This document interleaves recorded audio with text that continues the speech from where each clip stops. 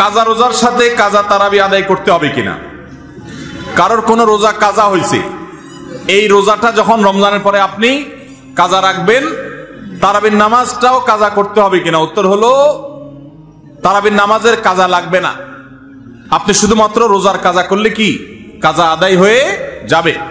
আপনার 5টা রোজা ভাঙতি পড়েছে, অনেক মা বোনরা মাসিকের কারণে রোজা ভাঙতি পড়ে, তাহলে যে কয়টা ভাঙতি পড়ছে সেগুলো আপনি রেখে দিবেন রমজানের পরে।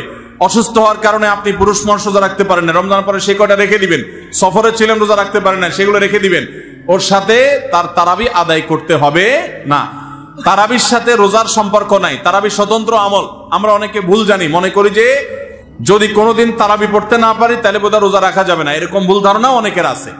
রোজার সাথে তারাবির কোনো সম্পর্ক নাই। এমনকি একজন মানুষ রোজা রাখতে পারছে না কিন্তু তারাবি পড়ার সুযোগ আছে, তিনি অবশ্যই তারাবি পড়ার চেষ্টা করবেন, কারণ দুইটাই স্বতন্ত্র ইবাদত।